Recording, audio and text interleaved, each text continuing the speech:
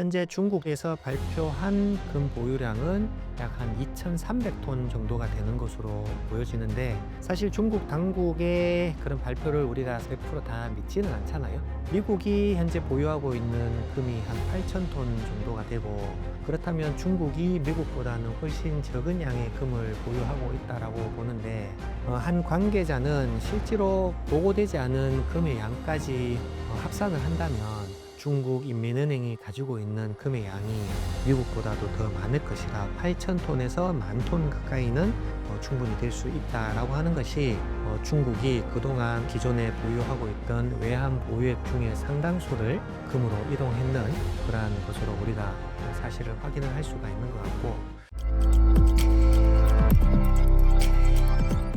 최근 중국의 금 보유량 증가 및 홍콩에서 금 선물 재추진 등 금 시장을 더 확장하고 있는데 이유는 무엇이라고 보시나요? 최근에 중국이 보이고 있는 행보를 우리가 유심히 잘 지켜볼 필요는 있거든요.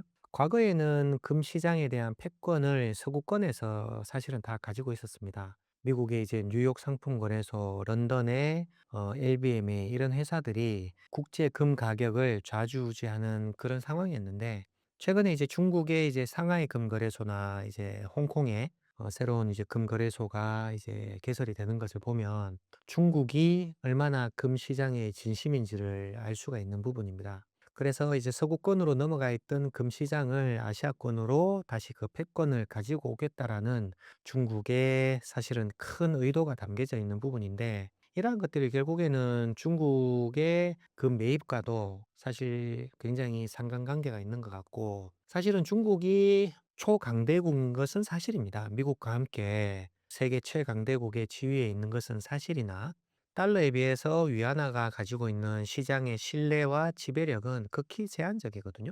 중국 입장에서는 어떻게든 금을 매개로 해서 시장에 대한 지배력을 높이려고 할 것이고, 거기에 대한 일환으로 상하이 금거래소와 홍콩의 금거래소가 거기에 대한 해답이라고 볼 수 있는 겁니다. 중국이 이제 러시아나 인도 또는 뭐 사우디아라비아와의 무역을 통해서도 발생돼 있는 그런 위안화를 중국의 상하이 금거래소로 가지고 오면 언제든지 실물금으로 교환해 주겠다라는 이러한 정책들만 보더라도, 향후에 중국이 이제 금을 매개로 어떻게 글로벌 무역의 중심과 패권을 가져갈 것인지에 대해서 우리가 어느 정도는 예측을 할 수 있는 부분이다, 이렇게 생각이 됩니다. 그것은 그만큼 이제 중국이 강대국임에는 불구하고 중국의 위안화가 가지는 시장의 신뢰와 지배력이 낮다는 것을 이제 방증하는 내용이기도 하는데요. 그래서 중국이 어떻게든 미국과의 패권 경쟁에서 우위를 점할 수 있는 방법은 금을 통한 결제 시스템을 만들어내는 것이다,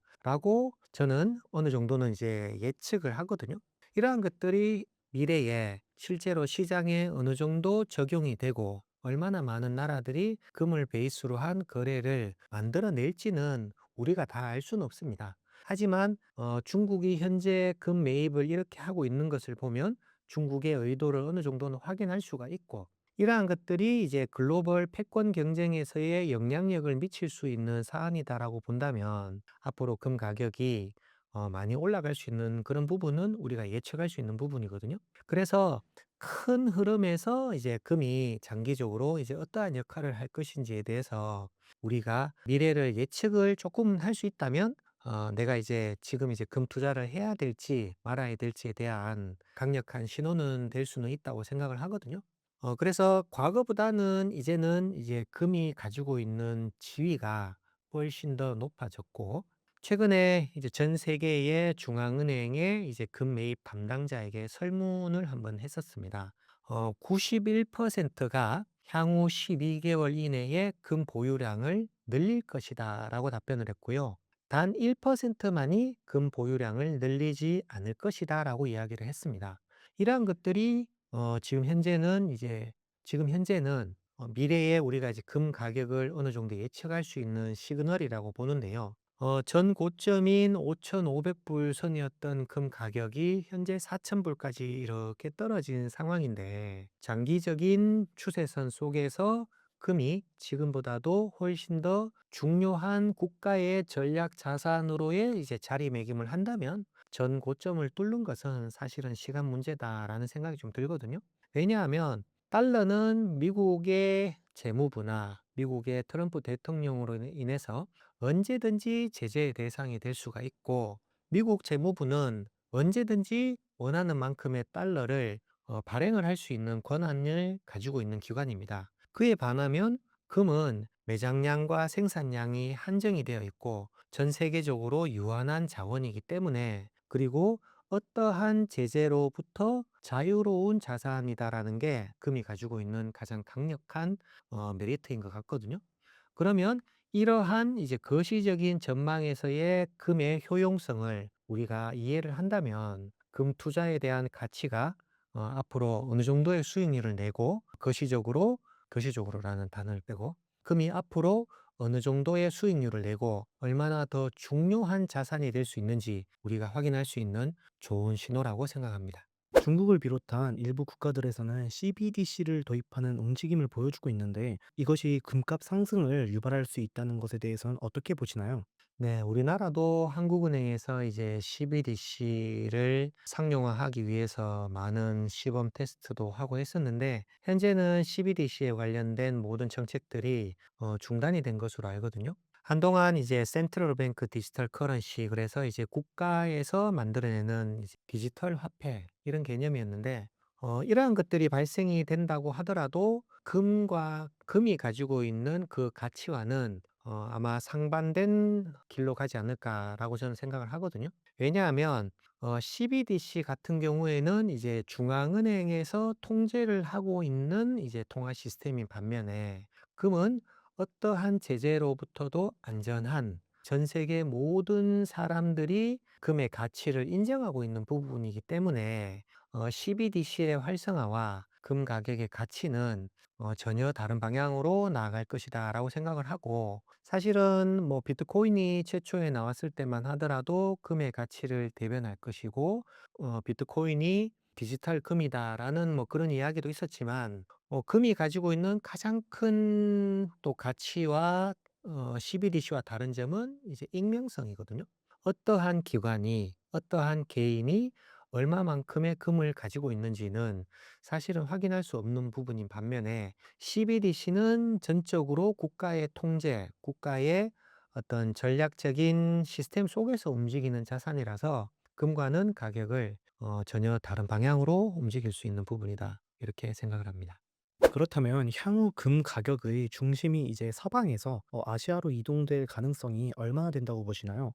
지금 기존에는 금 가격의 모든 결정을 미국과 영국에서 결정을 했었잖아요. 뉴욕 상품거래소와 영국의 LBMA에서 결정을 했었는데, 아무래도 서방에서 금 가격을 결정하다 보니까 금에 대한 중요성을 훨씬 더 인식하고 있는 중국 입장에서, 또는 이제 브릭스 국가 입장에서는 금에 대한 가격 결정권을 서방에서 누리는 것은 불합리하다. 그래서 중국의 상하이 금거래소와 홍콩에 금거래소를 만들어서 홍콩을 아시아 금거래의 허브로 만들겠다라는 게 이제 중국의 이제 야심찬 계획이기도 하거든요. 그렇다 보니까 중국 입장에서는 충분히 많은 양의 실물금을 확보를 할 필요가 있고, 현재 중국 당국에서 발표한 금 보유량은 약 한 2,300톤 정도가 되는 것으로 보여지는데, 사실 중국 당국의 그런 발표를 우리가 사실은 100%다 믿지는 않잖아요. 미국이 현재 보유하고 있는 금이 한 8,000톤 정도가 되고, 그렇다면 중국이 미국보다는 훨씬 적은 양의 금을 보유하고 있다라고 보는데, 한 관계자는 실제로 보고되지 않은 금의 양까지 합산을 한다면 중국 인민은행이 가지고 있는 금의 양이 미국보다도 더 많을 것이다. 8,000톤에서 10,000톤 가까이는 충분히 될 수 있다라고 하는 것이, 중국이 그동안 오랜 시간 동안 기존에 보유하고 있던 외환 보유액 중에 상당수를 금으로 이동했는 그러한 것으로 우리가 사실을 확인을 할 수가 있는 것 같고, 중국의 이러한 의도대로 아시아의 금 허브를 중국과 홍콩으로 만들어낸다면 중국이 금에 대한 패권을 가져올 수 있는 그러한 중국의 의도와 부합하지 않나, 이렇게 생각이 됩니다. 달러와 미국채, 이제 그리고 금의 관계는 어떠한가요? 사실은 지금 우리가 알고 있는 이제 국제 금 가격이라고 하면 뉴욕이나 영국에서 만들어내는 그러한 선물 지수와 현물 지수에 대한 합이라고 볼 수 있는데요. 국내 금 가격은 이제 국제 금 가격에서 환율을 곱해서 국내 금 가격이 만들어지는 건데, 최근에 환율을 보면 1,560원대까지 갔던 환율이 현재 한 1,450원대까지 1,500원 밑으로 지금 내려오면서 조금 이제 안정화되는 그런 모습을 보이고 있거든요. 그렇게 되면 이제 국내 금 가격도 자연스럽게 안정화되는 그런 상황을 보이고 있는데, 최근에 한국은행에서 이제 금리를 인상하겠다라는 그 긴축적인 정책으로 금리를 또 0.25%를 또 인상을 했잖아요. 근데 많은 분들이 이제 한국은행의 이러한 정책들이 국제 금과 국내 금 가격에 어느 정도 영향을 미치느냐 굉장히 좀 궁금하실 수도 있는데, 사실은 아쉽지만 그 한국은행의 정책들이 국제 금 가격과 국내 금 가격에 영향을 미치지는 전혀 않는다고 보거든요.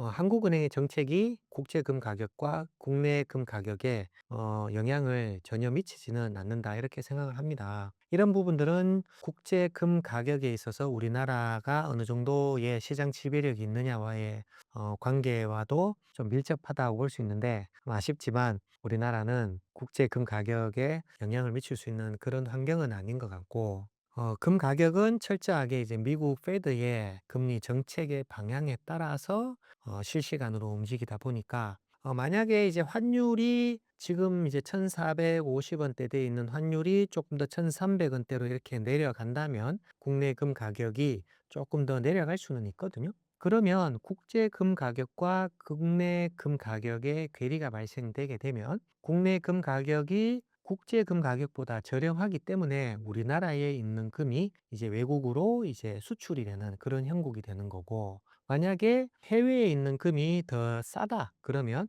해외에 있는 금이 이제 국내로 이제 수입되는 이제 그러한 이제 구조로 만들어지는 거거든요.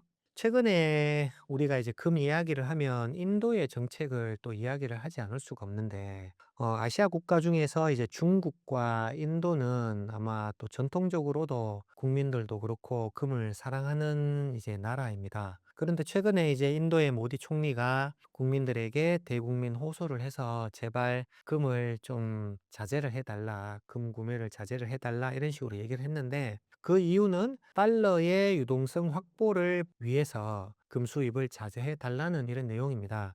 선진국에 비해서 이제 개발도상국 이런 나라들 입장에서는 일정 부분의 달러를 유동성을 충분히 가지고 있는 게 굉장히 좀 중요하거든요. 그런데 이런 이제 유동성이 경색이 된다면 금을 팔아서라도 달러를 확보하기 위한 이런 전략이다 보니까, 얼마나 기축 통화인 달러의 시장 지배력이 높은지를 우리가 또 이해할 수 있는 그런 부분이기도 하는데, 사실 우리 이제 한국의 원화가 세계에 미칠 수 있는 그러한 영향력이 극히 낮기 때문에 한국은행의 금리 정책들이 국제 금 가격에 영향을 미치는 것은 아쉽지만 극히 제한적이고, 빨리 우리나라의 이제 대외적인 경쟁력이 높아져서 조금이라도 영향을 미칠 수 있는 그런 상황이 되면 좋겠다라는 그런 희망은 가져보고, 물론 우리 바로 이웃 나라인 일본이 우리나라보다 훨씬 더 경제 대국이기는 합니다만, 일본의 엔화도 시장 지배력이 극히 제한적이라서 이러한 부분들을 보면 얼마나 달러에 대한 시장 지배력이 높은지를 우리가 한 번 더 체감할 수 있는 그런 부분이다, 이렇게 생각이 되고, 최근에 이제 미국의 국채 이야기를 또 하지 않을 수가 없고 이제 달러 인덱스를 또 이야기를 하지 않을 수가 없거든요. 금이 이렇게 하방 압박을 받고 조정을 받고 있는 가장 큰 이유 중에 하나도 선진국을 비롯한 개발도상국 그리고 이제 약소국들이 얼마나 달러에 집착하고 있는지를 또 우리가 또 상대적으로 알 수 있는 부분이거든요. 그래서 최근에 달러 인덱스가 100이 넘어갈 정도로 그만큼 이제 시장에 달러를 많이 선호를 하게 되고, 10년물 미국 국채에 대한 이자율이 거의 한 5%에 육박할 정도인 것을 보면, 국가 기관들, 중앙은행들, 이러한 큰 거대 자금을 움직이는 기관들이 얼마나 이제 미국 국채와 달러 자산에 대한 신뢰도를 가지고 있는지 우리가 확인할 수 있는 그런 부분인 것 같습니다.